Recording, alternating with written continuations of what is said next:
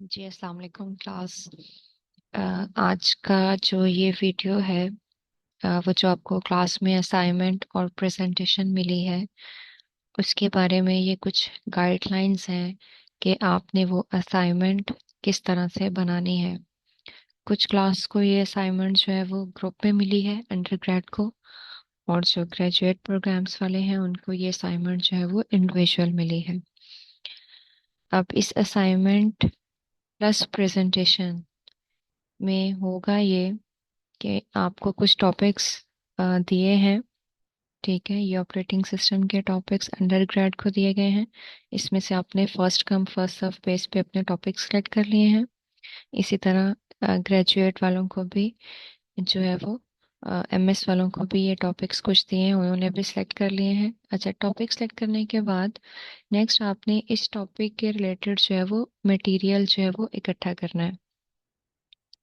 ये मैंने आपको क्लास में भी बताया था कि इस टॉपिक से रिलेटेड जो मटेरियल है वो आपने कोशिश करनी है कि किसी अथेंटिक वेबसाइट से ही उठाना है। आपने गूगल स्कॉलर पे चले जाना है, वेबसाइट पे। यहाँ पे आप अपना टॉपिक विद डिफरेंट क्यूरीज जो है वो लिखेंगे। जैसे ये है, हमने लिखा।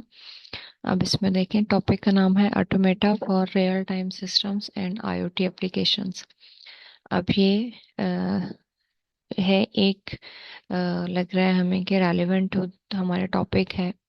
ये timed automata for security and real time and automata based in जो डिटेक्शन मेथड्स हैं by using internet IoT things, और इस तरह से। तो ये देखें, ये 2024 के पेपर अगर हमने देखने हैं तो ये सिर्फ 2024 के आ जाएंगे। ठीक है, ये 2023 के 2000, तो मैंने आपसे कहा था कि आपने जो लेटेस्ट पेपर है ना कोशिश करनी है कि वो सर्च करने हैं। जैसे आप जो है वो देखेंगे इन पेपर्स को।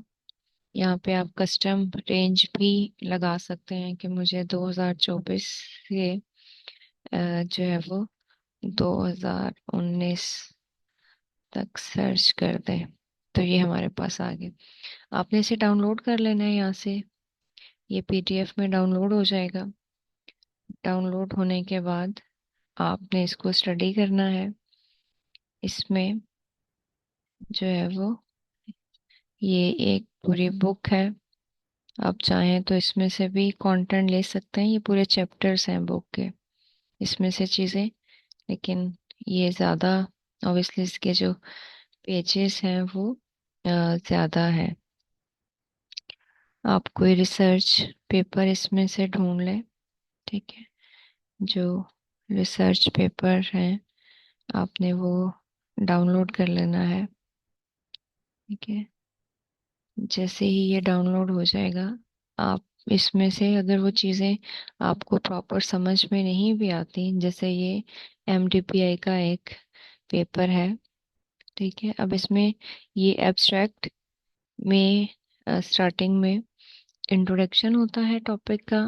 देन क्या काम हुआ है इस पे, हमने क्या काम किया है, हमें कितने परसेंट एक्यूरेसी वगैरह मिली है, और फ्यूचर में क्या काम हो सकता है, ये लिखा होगा। इसको आपने पढ़ लेना है। इंट्रोडक्शन को पढ़ना शुरू करें। ये बहुत डिटेल के साथ इस प्रॉब्लम जो है, प्रॉब्लम को बड़ी डिटेल के साथ यहाँ पे डिस्कस किया जाता है कि एक्चुअल में क्या था। और साथ साथ हम ये जो है ना रेफरेंस देते हैं कि ये जो हम चीज़ पढ़े हैं ना, ये ऐसे ही नहीं है, यानी ये किसी की फाइंडिंग्स हैं। ये जो रिसर्च पेपर 3 है ना, 3 का जो रेफरेंस है ये उसकी फाइंडिंग्स हैं। ठीक है, ये 3 इसने यहाँ पे कोट किया हुआ है। आपको कोई अच्छा रिसर्च पेपर मिल जाता है ना अपने टॉपिक के रिलेटेड, तो आपको उस टॉपिक के रिलेटेड बाकी जो रिसर्च पेपर्स है ना वो यहाँ से भी मिल सकते हैं। आपको यहाँ से कोई रिसर्च पेपर अच्छा लगा है, आप इसको यहाँ से कॉपी करें इसको, और आप गूगल पे पेस्ट करके इसको वहां से डाउनलोड कर लें, या इसका मटेरियल जो है वो वहां से। अदर देखिए ना, यहाँ पे क्रॉस रेफरेंस वहां तक जाने का लिंक भी लगे हुए हैं। अगर आप इस पे क्लिक करेंगे तो तब भी आपको ये वहां ले जाएगा जहाँ पे ये पेपर मौजूद है, डाउनलोड हो सकता है जहाँ से। तो आपको कोई एक अच्छा पेपर मिल गया अपने रिसर्च से रिलेटेड, अपने टॉपिक से रिलेटेड, तो आपको उसके रेफरेंस से बाकी पेपर मिल जाएंगे। तो इंट्रोडक्शन देखें, बड़ी डिटेल के साथ लिखा हुआ है कि प्रीवियस इसमें क्या क्या काम हो चुका है।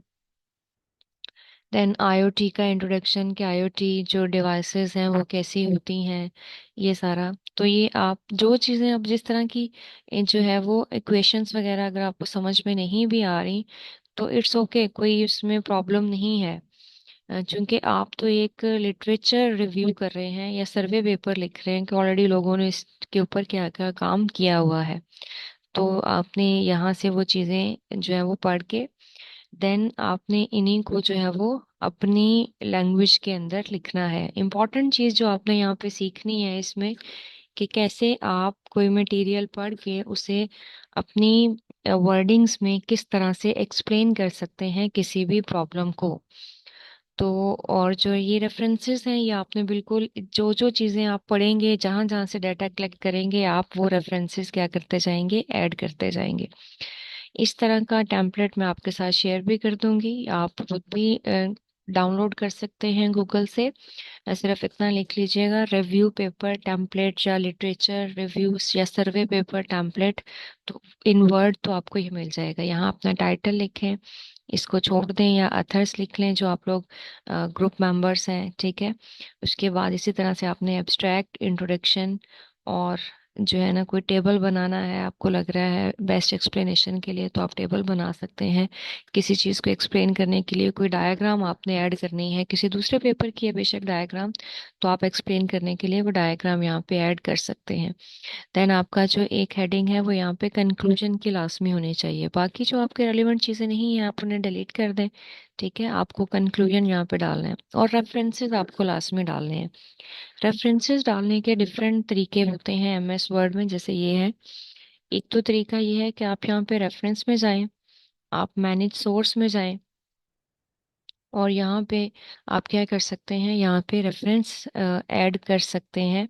न्यू पे क्लिक करेंगे तो अब आपको कहाँ से उठानी है इस पेपर की डिटेल, एक तो आपको इसके टॉप पे भी मिल जाएगी इस पेपर की सारी डिटेल, कि ये पेपर किस पर्सन का है, इसका टाइटल क्या है। ये देखें, ये इसके ऑथर्स हैं, ये इसका टाइटल है, एमडीपीए जर्नल में ये पब्लिश हुआ है। और अगर यहाँ से नहीं तो हमने गूगल स्कॉलर पे जो है ना यहाँ से उठाया है, तो गूगल स्कॉलर पे एक ऑप्शन है यहाँ पे साइट। ये देखें, यहाँ पे हमें बड़ी डिटेल के साथ ये बता देता है।